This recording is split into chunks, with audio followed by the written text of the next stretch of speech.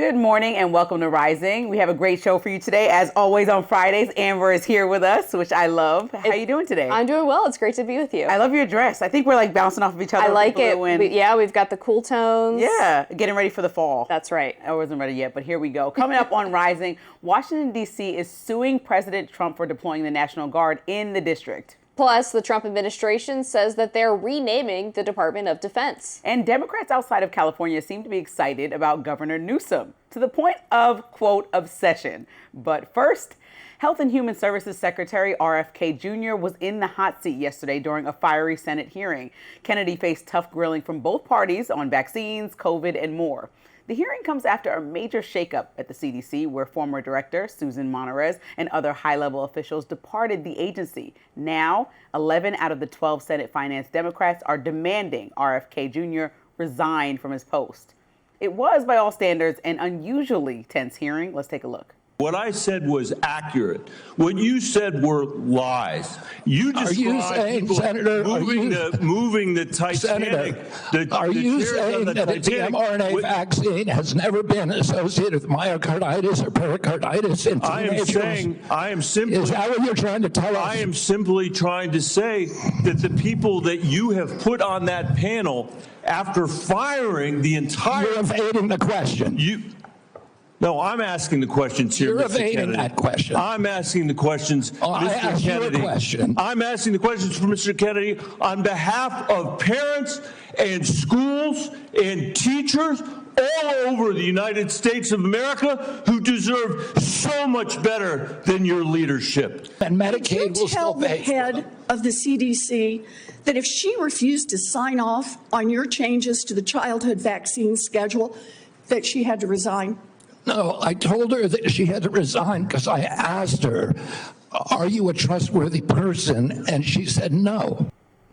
Sheesh. In another tense exchange, Senator Mark Warren also grilled Kennedy on how many people died from COVID, but Kennedy gave no response. And it wasn't just Democrats. Republicans are also signaling to President Trump that Kennedy is apparently on thin ice. Some GOP members showed their disapproval of the secretary yesterday during the hearing. Let's take a look.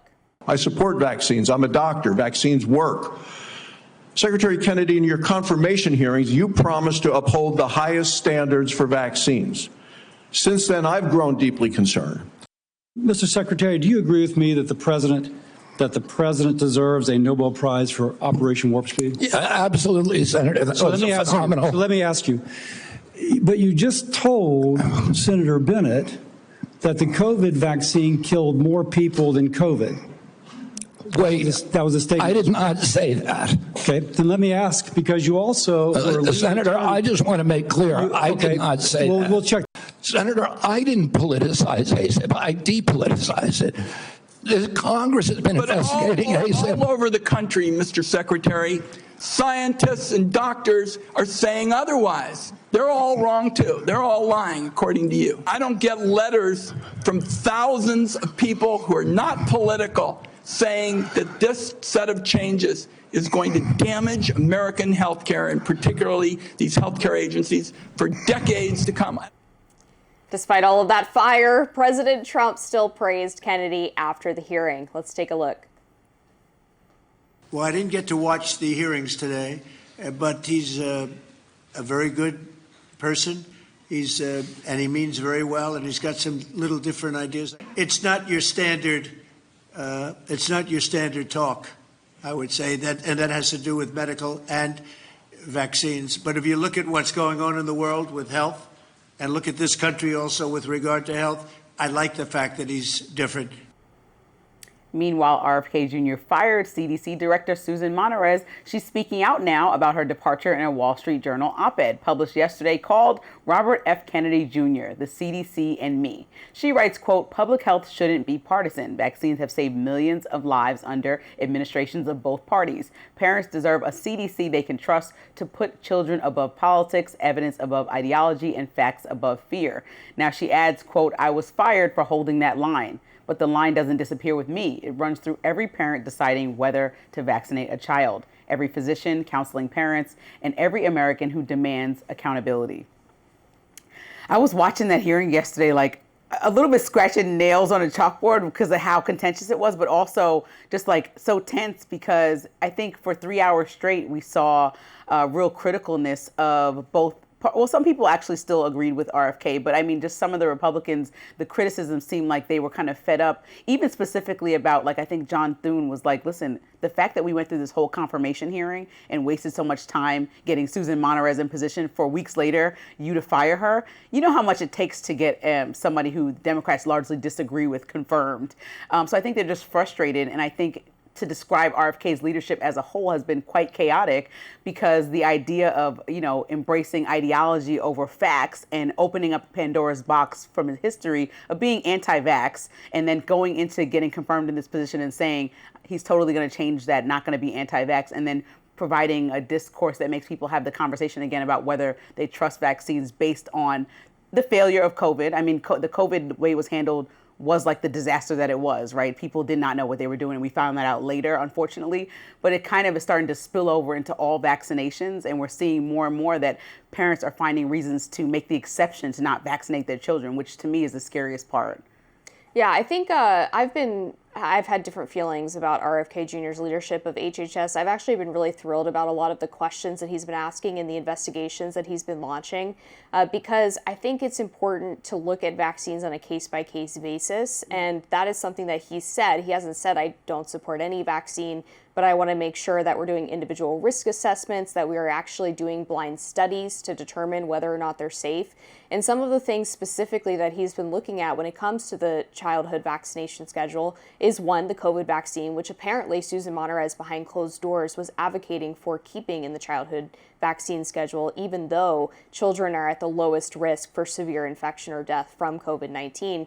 And then another one that catches a lot of people's attention is the Hep B vaccine. Hepatitis B in infants is passed on from mothers who have not gotten treatment for hepatitis B. And yet, over the years, the CDC has recommended it for all infants. And so parents are asking, well, if I'm not engaged in a high-risk lifestyle, if I'm not someone who's tested positive for hepatitis B, why does that need to be one of the dozens of vaccines that I'm supposed to give my infant in their first days of life? So I think asking those questions and looking at individual risk assessments is actually something that parents are really excited about, and that's why RFK's Make America Healthy Again platform has been able to cross political lines. And so when he says, I'm depoliticizing the agency, I actually think that he's correct, that he is looking at each individual public health policy and trying to determine whether this was done because it was the right thing to do or because, one, people were making money off of it, whether that was through big pharma donations or the revolving door between HHS and big pharma, or whether it was through people like Dr. Fauci who were openly funding gain-of-function research and then tried to lie to the American people about it when the pandemic broke out. That's something where when we look at the fact that chronic illness in children is higher than ever, obesity in children is higher than ever, we have a very unhealthy country, I think it's great that somebody's asking those questions. Yeah, I think the thing that probably scared a lot of the senators there yesterday, and I'm speaking from perspective of also having a 4-year-old, is just that when we start talking about states making their own decisions wholly, which is largely, a Republican standing point is they want to leave more autonomy. You're seeing what's happening in Florida right now. They want to get rid of all mandated vaccines in the state. And so to me, when you open up that Pandora's box, then you can have an incident like we saw in Texas earlier this year, where a parent decided not to get her kids the measles shot, and then her kid died at 6 years old. And I think, as a party that largely touts being family first, to not protect the most vulnerable populations, which to me include kids or vulnerable teachers at school that are teaching your kids, by allowing it to be up to the states in this way. And I know that RFK hasn't said, let states do whatever they want, but you're starting to see Pandora's box open based on the fact that we are getting rid of people and putting lack of trust in the CDC. And mind you, I understand that the ball was dropped with COVID. Like, I agree. I'm not the person that got 20 shots in a row and will continue to. I got the mandated ones in order to keep my job. But I think that now that we're here, it's kind of like everything can't be blamed on COVID. We have to remember that these things have saved lives for decades and been a staple. And so Hep B, happy to look at certain cases, but I think that some local leadership is taking it too far, and it could be a rabbit hole that we can't come back from when measles starts showing back up in our elementary schools. Yeah, I definitely understand that. And I think, the reason why COVID was such an important part of people's lack of trust in the public health bureaucracy was because what RFK Jr. said in that hearing, which was mischaracterized by one of the Republican senators, which is that there were more deaths due to side effects effectively from the lockdowns than there were COVID deaths. So things like suicides, people who didn't get cancer screenings, things like that actually were higher than the number of lives that were saved from the lockdowns. So, I mean, that's a key part of why people feel like we were really misled and now we can't trust these people anymore. And I think to blame RFK Jr. for that lack of trust kind of misses the point. Yeah, we're going to definitely keep talking about this. But coming up, the Attorney General for Washington, D.C. is suing the Trump administration why he says the president's deployment of the National Guard troops to the district is against the law. We'll be right back. The District of Columbia is suing the Trump administration over what it says was an illegal deployment of the National Guard throughout the city. The lawsuit was filed by Attorney General Brian Schwab, who also announced earlier this week that he is seeking re-election. Now, writing on X, he says, quote, D.C. did not request or consent to the deployment of National Guard troops, yet there are 2,300 National Guardsmen on our streets in military gear, carrying weapons, and driving armored vehicles. The deployment to D.C. violates the Home Rule Act enacted by Congress 52 years ago. The lawsuit says this move by Trump has done, quote, irreparable harm to the nation's capital. But Trump is arguing the opposite. On Truth Social, the president has been touting statistics from the White House of more than 1,700 arrests made and hundreds of illegal firearms seized in his Washington, D.C. crackdown. And he set his sights on doing the same thing in Chicago, saying, quote, Chicago is the worst and most dangerous city in the world by far. Pritzker needs help badly. He just doesn't know it yet. I will solve the crime problem fast, just like I did in D.C. On X, conservative advisor and lawyer Mike Davis slammed the Attorney General's lawsuit, writing in part, President Trump lawfully and appropriately deployed the military to our nation's capital after local Democrat politicians refused to do their jobs and allowed crime to get out of control. Schwab would rather appease his rich white liberal friends in Northwest D.C. than save black lives in Southeast D.C. But the ACLU for the District of Columbia says, quote, we applaud D.C. Attorney General Brian Schwab for defending the district against this abuse of power. The president's actions are about consolidating power and creating fear in the nation's capital. It's been a little over 3 weeks since the National Guard first mobilized troops in the district. This lawsuit comes just days after a judge ruled that Trump's use of the National Guard in Los Angeles back in June was also illegal. I saw that ruling come down and I was like, how is this going to come about? Because I think two things can be true. Crime did go down even further since federal troops have been here. It makes sense why it would. But I think the problem that Democrats should not be arguing is that they don't want crime to come down or federal assistance. I think the way that they went about it as an administration was not the correct way. I think the Secure DC Act, which was put in place in 2024, signed by Mayor Muriel Bowser, helped bring crime down to that 30-year low that was cited in statistics and people kept saying over the last few weeks. But I think with some federal conversations with the Trump administration, there could have been a coordinated, funded effort long-term through Congress that could have possibly put D.C. in the best position possible, as opposed to what I feel is like a strong arming and an overreach, which is why now you're seeing what came down in California and the Attorney General suing about the way that all this was handled. I don't think it has to be like that. I think Republicans largely believe that places and states, D.C. is not a state, but should govern themselves. So I think D.C. should also have the autonomy under the Home Rule Act to govern itself to the best of its ability. And I think they were doing a good job based on those numbers going down. I completely disagree that they were doing a good job.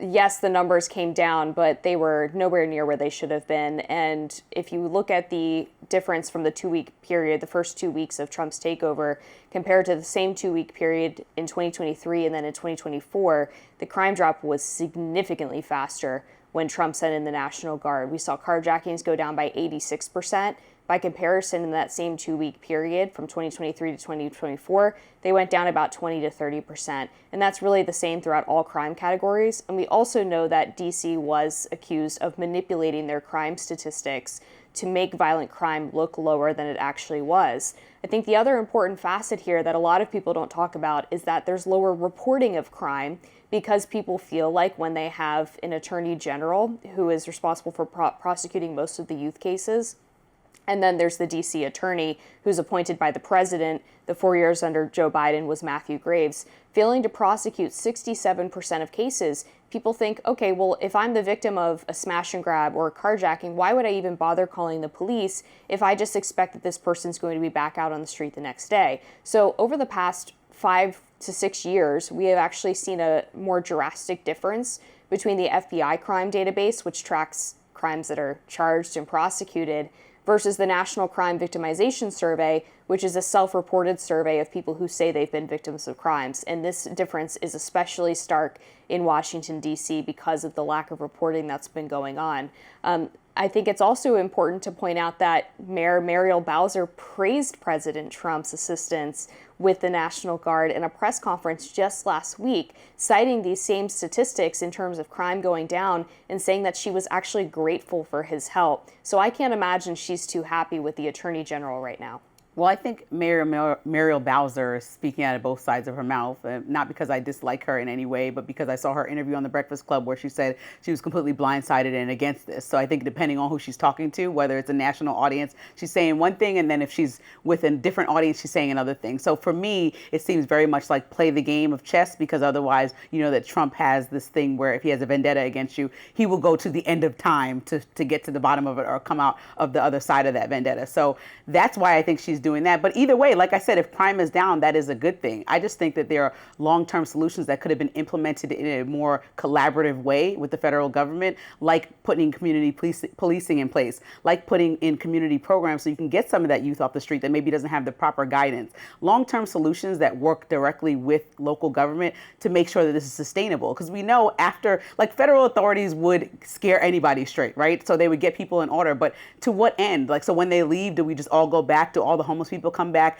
Do they get pushed to Virginia and then Virginia says you get out and they come back to DC? So I just want to see how this is going to last and have longevity here once the federal government leaves. And that's the biggest issue, is like a Band-Aid never solves a real problem. I definitely want a long-term solution as well. I think, unfortunately, the DC City Council has shown that they're really unwilling to do that. In fact, after the pandemic, what they did was implement so-called criminal justice reform measures that continuously made the problem worse, one of which was a law that allowed youth offenders, they call them, but it's actually anyone under the age of 25 who are prosecuted as adults, so people who are committing murders, rapes, really the worst crimes, can get out in 10 years of prison. So if you murder someone when you're 24 in DC, you can get out when you're 34 years old.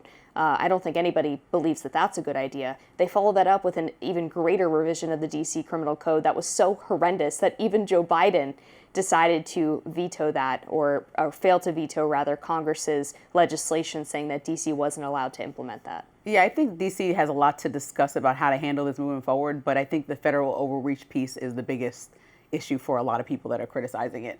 So a new jobs report is showing a possible turbulent future labor market. We'll break that down and what it means after a short break. Don't go anywhere.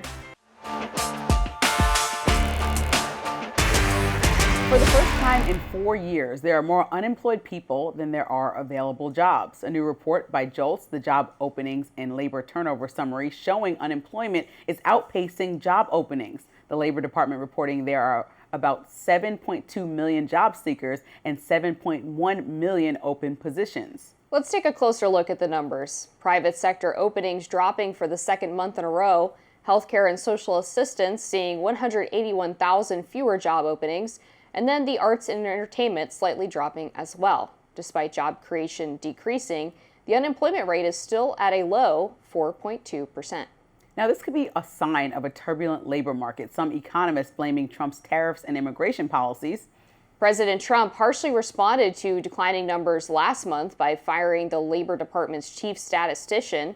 Trump saying the data was, quote, rigged, but didn't provide much evidence to back up the claim.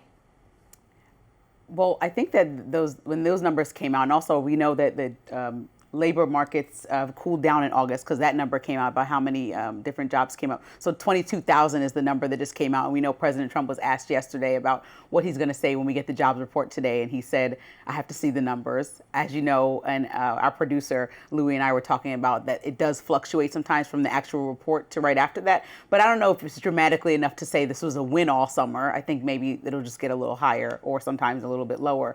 But I think the jarring thing is that when you're telling people, and not that everyone's telling people this, but largely a conservative conversation is kind of pull yourselves up by the bootstraps, get back to work. There's actually not even an option for some people, right? There's not enough jobs for the people that are unemployed to actually get back to work. So I think that that is part of the thing that's mind-blowing right here. And I also know that a lot of times President Trump is quick to point out what Biden was doing wrong. And these numbers are matching some of Biden's terms, which he was very critical of. So now that he's been in this position for 9 months, it's time to take some accountability as the guy on the campaign trail that said, I'm going to get America working. I'm going to get everybody, the economy back in order. I'm going to get inflation down. And I know, like I always have known, inflation is not something that a president can largely control. But he did promise these things on the campaign trail and people voted for him.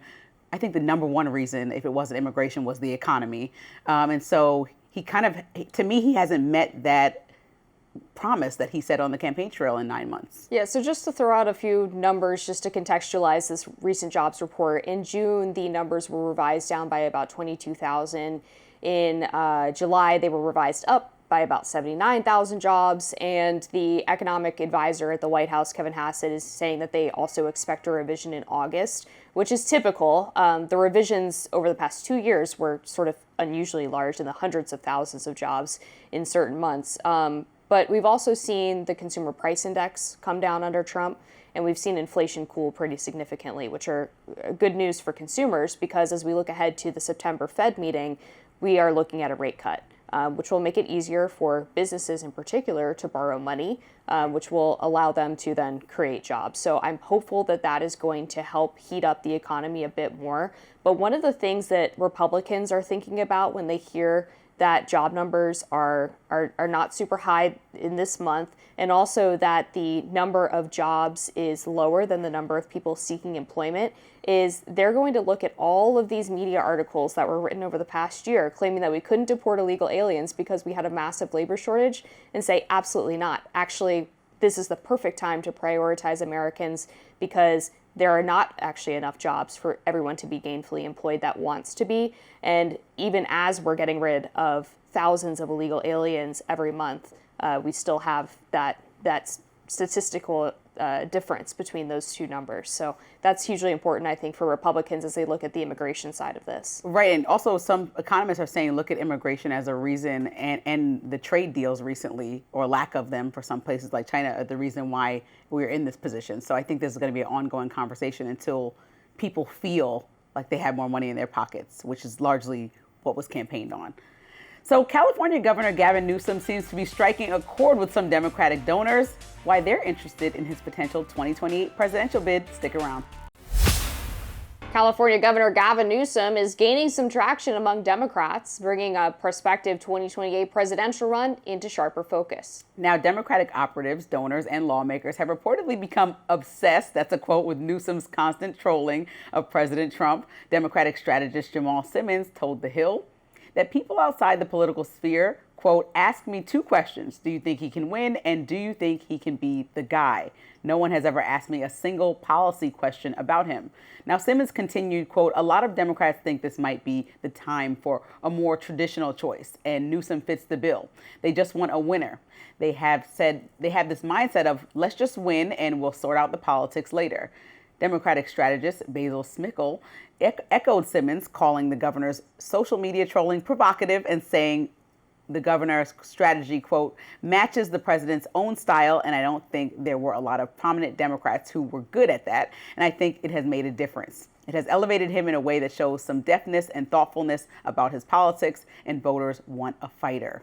But is Newsom's strategy sustainable through the 2028 election?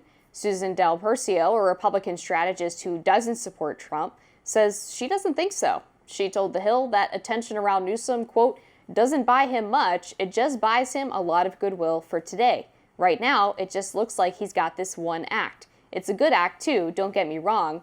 It just won't get him to where he needs to go as a presidential candidate. Well, eventually he's going to have to start talking policy if he really wants to get, but he's not there yet, right? We're not at a point where we're debating or he's actually put his name in the hat. So right now he can just play the game. And I think the part of the game is gaining your national attention. A lot of people knew who Gavin Newsom was. Some people didn't, especially the everyday voter that doesn't engage with California often and not into politics every single day. And I think what he's doing is just showing people, and I think he's a smart guy. He's getting out there, doing podcasts, engaging with young men and young media, just doing things to first say, hi, this is who I am. People criticize Kamala for not doing that. And then hopefully next he talks about policy. What a lot of Democrats said is that they wanted a bold, a clear alternative, somebody with a backbone to stand up to President Trump, and somebody who just wasn't afraid to kind of just do whatever they're going to do. I think that the problem was, what is it that we're going to do? The Democrats didn't have a solid message since Kamala lost, which to me is extremely disappointing. But I think Gavin Newsom just being able to fight fire with fire. I don't agree with redistricting, but I do agree that at least he's asking the people of California if they'd like to do it in a vote. He's just trying to say he wants to balance the scales a little bit with what's going on in Texas. He's doing something. And I think Democrats were tired of sitting back and feeling like they're just getting steamrolled. And Gavin Newsom, to me, is hilarious. I know, Robbie, I don't think you think he's that funny, but I think it's hilarious. I mean, he's putting himself on the Time cover. If Trump says something about the way he moves his hands, he zooms in on Trump's hand like, what? People are saying you could possibly pass away because of your ailments, like on your hand, but you're talking about my hands. Like, I think he has a response in real time. And to me, that's what we've been seeing from the highest leader in our country for the last few years, but President Trump when he was in office, out of office, and now back in office. So it's refreshing to see somebody just do the same thing. And that doesn't have to be every Democrat, just like every Republican is not as abrasive as Trump. But I think it's refreshing to see a Democrat doing this also. Yeah, I guess the reason it doesn't work for me is that Trump's communication style comes across as very authentic and because it was such a unique way for a politician to talk and for them to use social media, that when Gavin Newsom just sort of copies the style or tries to mock it, I don't know. It doesn't read for me, but maybe it's different for Democrats. I do agree with you that the podcast circuit was a good idea, and it allowed him the opportunity to move away from some of the more unpopular progressive social positions that he's taken over the years and sort of workshop those talking points before he gets into a debate and maybe try to do a little bit of revisionist history. We saw him saying some different things about social issues on the first few episodes of his podcast. People are allowed to evolve. People are allowed to. They are, but I mean, I think they should probably explain how they got to that point and why their positions changed so radically as an adult who's been in politics for a long time, which was one of Kamala Harris's problems. But all of that being said, I do think he's made quite a few missteps in the past few weeks. One of those was attacking prayer in response to the Minneapolis shooting, stealing a line from Minneapolis Mayor Jacob Frey saying that, well, the kids were praying when they were shot, so why are you talking about prayer? I think it's hugely offensive and tone deaf for the millions of Christian Americans, right, who rely on prayer to get them through difficult times. Also, just completely ignorant. Like, who else was praying when he was killed? Oh yeah, Jesus Christ. I mean, get over yourself. Oh my gosh. He also was going after the former reality TV star Spencer Pratt for criticizing his response to the Palisades fires, calling him a C-list celebrity and accusing him of spreading misinformation. And he's someone who had his house burned down in the fires, him and his family members. And so I just think that he is perhaps picking the wrong targets to go after, like going after faithful Americans in the aftermath of a tragic shooting, and then someone who had their house burned down in a fire that was arguably caused by your policy decisions is not a good look. Well, I mean, so if he's mirroring Trump's policies, Trump also has plenty of times where it's not a good look at the people he's going after. Most recently, when he's calling it a Democratic host, when there's Epstein survivors and women telling about their experiences on the steps of the Capitol Hill, and in the same breath, he's saying this is a hoax. So I think there can be missteps, right? And we can call them out for Trump and for Newsom. So I will say that. But also, I think, you know, the numbers are on Newsom's side. So Harry Enton, who's CNN pollster, he said that the X account for the press office of Newsom has gone up 450% in followers. That, to me, shows effectiveness. Social media is one of the most effective ways to communicate today. Google searches for Newsom are up 1,300% since June 1st, which is huge, and then 500% since August 1st. So those are the kind of things that you don't see without real traction or who's following you or what's going on, because social media is currency now. And so I think as he continues to polish and build what his brand is, what I'm looking for is serious policies coming out of how you lead, because how you lead a state should not be how you lead the country. Even if you are a Democrat or a Republican, I think you should consider that you're leading all constituents, and you should make sure that you're federalizing some of your policies, but also not federalizing the ones that don't make sense for the country as a whole. And so I think if he's going to really embrace an open mind, the Republicans and anybody who could potentially see somebody being their next president should be happy that he is opening his mind to what you're calling revisionist history, but perhaps just thinking of new ways to lead an entire country that has seen largely that bureaucracy and some of the historical ways that both parties have led don't work for them, which is why President Trump is even in office right now, I would argue. Yeah, and the question will be, one, do people want someone who ran a state that has seen a mass exodus of people going to places like Texas and Florida, making policy on behalf of the country? And if he is changing policy positions, do people believe that he's actually going to adhere to those when he gets into office, or is that merely for the benefit of the campaign trail? I wonder what you make of the Republican strategist point that we read in the intro, saying that it's still a long ways away from 2028. Do you think he can sustain some of this energy? Because I don't dispute that name ID is obviously hugely important for a presidential election, not least of which for fundraising, but a lot can change in 3 years, right? I mean, we could have completely different political figures coming up on either side of the Democrats or the Republicans. I just don't know if it's sustainable. This is certainly early on to be talking about the next presidential election, but I do think that President Trump is consistent in, his true social posts, the way that he communicates, his abrasive style. Like you said, that's the reason why a lot of people voted for him. So if people have been tickled by his response, they might come to look for his response, kind of how algorithms work. And you keep going to the same influencer for the same type of content, or the same podcast for the same, like Joe Rogan's going to talk about UFOs probably once a month, So that's what I feel like he may be onto something, but he has to me, he must elaborate to talk about what policies he wants to see outside of, you did this, I'm going to do this. What do you want to put forward? And I think all Democrats must be charged to do that ASAP, because I haven't heard anything that significantly swayed me in any way. Well, we will see if he can keep up the momentum. Next, the DOJ is reportedly considering some gun control in the wake of last week's shooting at a Minnesota Catholic school. Why liberals are against it, coming up. Following the deadly mass shooting on the campus of a Minneapolis Catholic school, the DOJ is reportedly considering some gun restrictions for transgender individuals.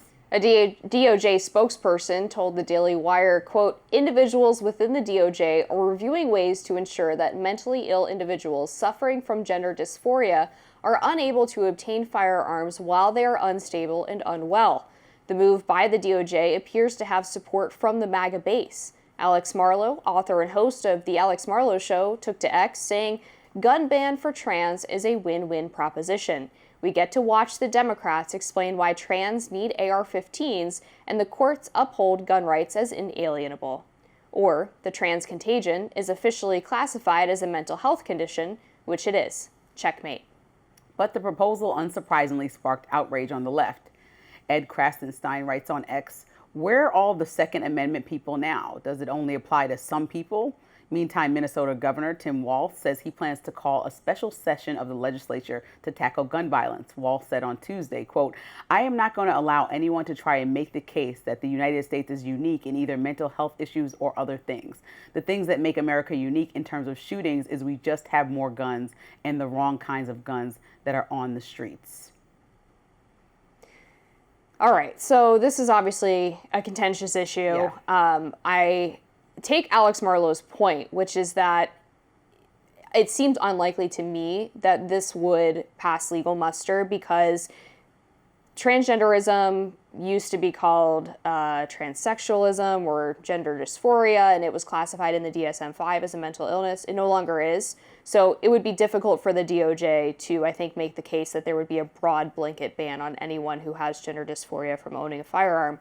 But the positive side of that for Republicans, let's say they're playing 4D chess here, which I'm not sure if that's the case or not, would be if the court says that they can't do that, that would be a major challenge to basically all red flag laws, which say that if somebody else says you're crazy, basically, then you don't get to own a firearm anymore. So I think regardless of what happens, it would be probably a win for the GOP.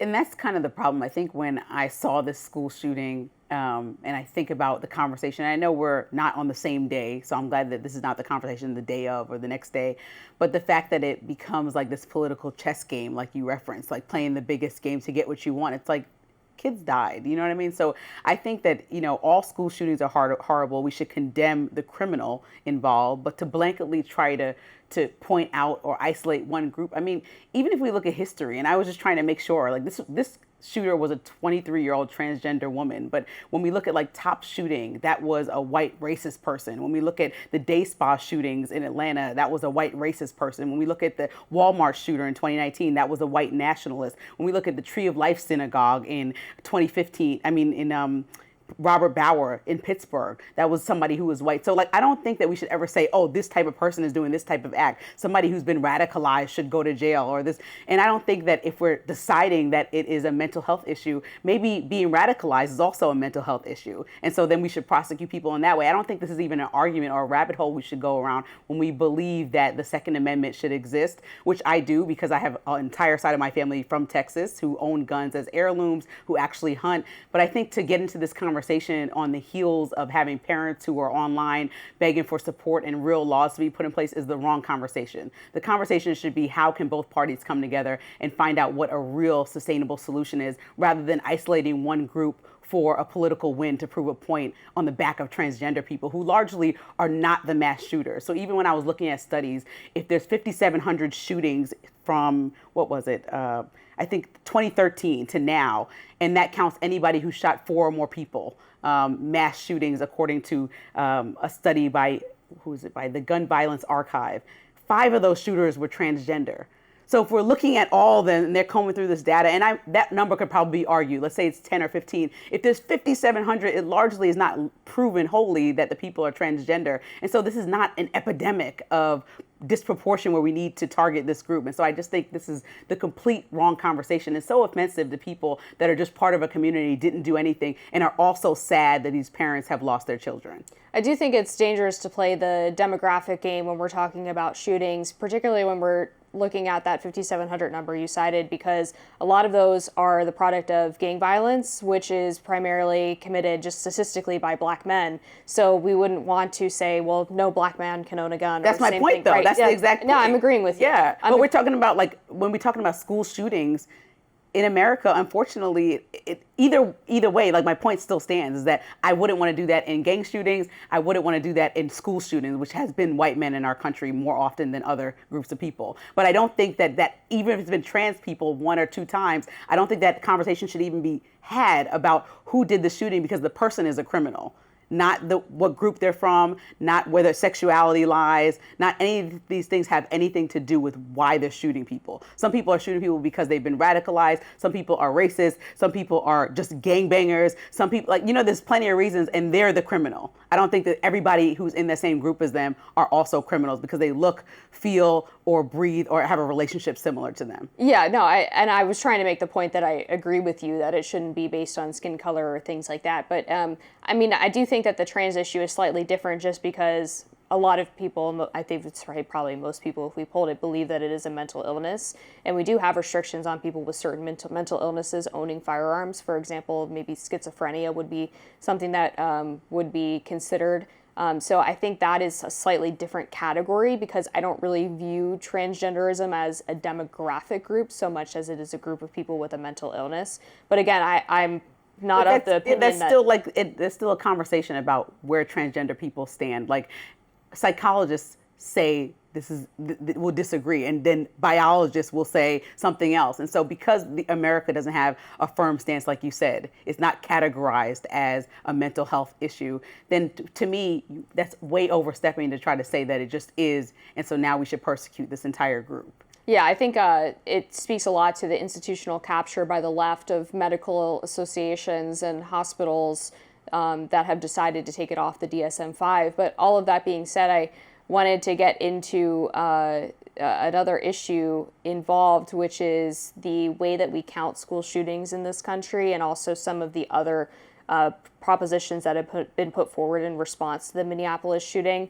The Washington Post has a school shooting database that is pretty wholly unhelpful for understanding the issue, because they count basically any time a bullet is discharged anywhere near school grounds as a school shooting. And when you and I talk about school shootings, when most people hear about school shootings on the news, they think about someone going into the school and aiming, wildly at anybody that they can hit and trying to cause as many casualties as possible. We consider them to be mass casualty incidents. And the Washington Post, in their tracker, which is used by most mainstream media organizations to track school shootings, includes things like someone was walking home from school and got shot in a drive-by shooting as a school shooting, gotcha. Or a resource officer had an accidental discharge in the parking lot. That's considered a school shooting. So I think it is important to be able to filter out the ones that have more commonality in terms of the intent and the motivation behind the shooter, so that we can look at potential solutions.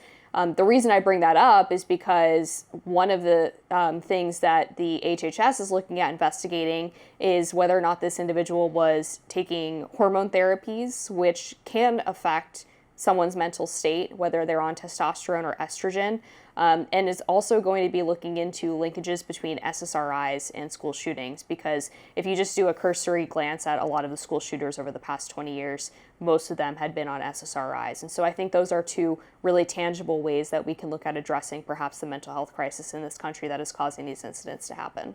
And either way, I think that having mental health issues is something that Republicans largely talk about fixing first when it comes to gun issues, but I have always stood by, yes, let's look at the mental health, but of everybody in every group. But let's also look at making red flag laws that have worked in places like Florida all over the country, and try to figure out how to get that moving forward as a federalized issue or law, not infringing on people's Second Amendment rights that might have guns because they are heirlooms or because they hunt. And I think there's a collaborative effort, but for some reason we just cannot get this done. We cannot have real conversations in this country. And I think that's the most frustrating thing for parents across America that really just want to know their kid went to school and can come home that night.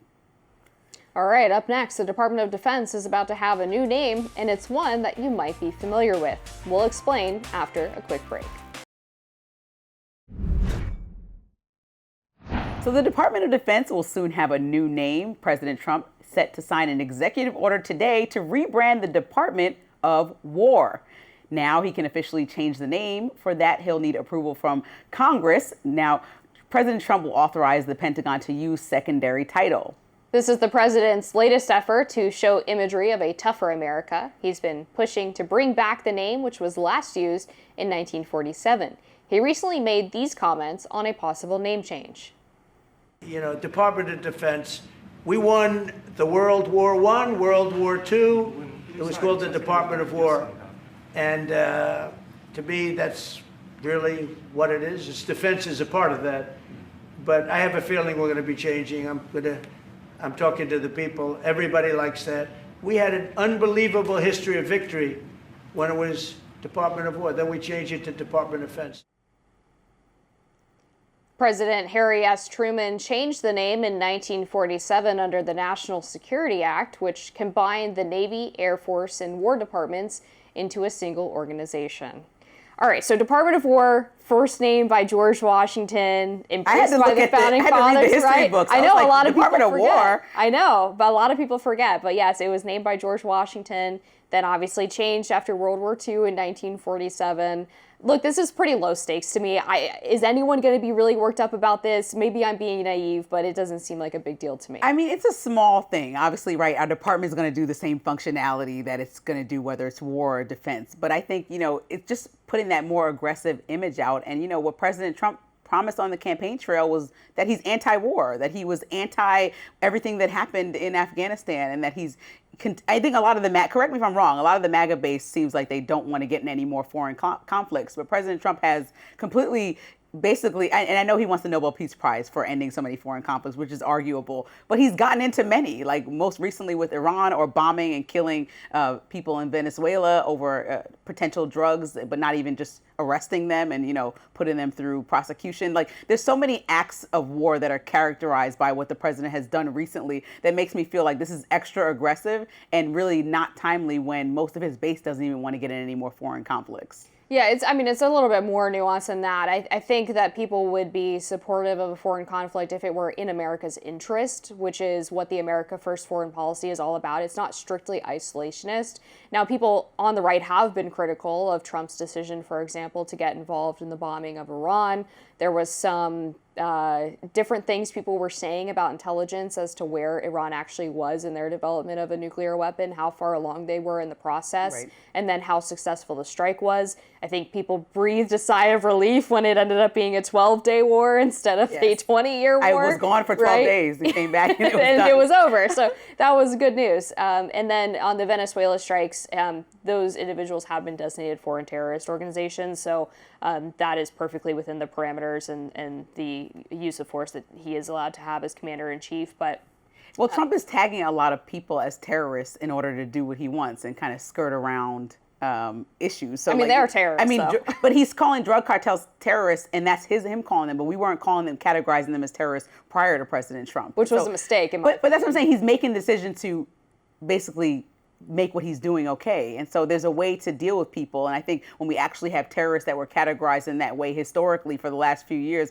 then we go about it a certain way. But what he's doing, even like with changing the Defense Department to the war name, he can't even do that. He has to go through Congress. And for some reason, he just doesn't like going through Congress to get things done, even though he is running Congress with Republicans. Why don't you just get it done properly? There's a way to make this actually the Department of War and just see if the people want it, because hopefully Congress will vote based on what their constituents want. But instead, he's providing a name as an option and saying, go by either one. And he knows that a lot of his minions are going to be like, we'll go by the one you said, President Trump. Well, and the reason that he's doing that first before going through Congress is because Congress is woefully inept at their jobs, right? They don't like to actually go to work. They don't like to legislate. But is this worth putting on the docket for them? That's they're doing, which it sounds like they're doing. So I think the thing that he's doing is adding a little bit of pressure, like, hey guys, this is something that's kind of important to me. Maybe we could prioritize it the next time that you're in session and actually spend more than 20-hour work weeks on the job. I actually want to know what people in the comments think. Do you think it should be Department of War, Department of Defense? Let us know, because I feel like it's something very small, like you said, but it could have big implications based on us trying to look super aggressive and what that even means to the rest of the world. I hope we do look aggressive. Peace through strength, right? There's two types of leaders in this world. That does it for us on Rising Live. Look out for more exclusive content on YouTube coming your way today. Be sure to like, share, and subscribe to The Hill's YouTube channel so you never miss any content. And for those of you who like to listen on the go, we're now available to listen anywhere you listen to podcasts. We'll see you next week.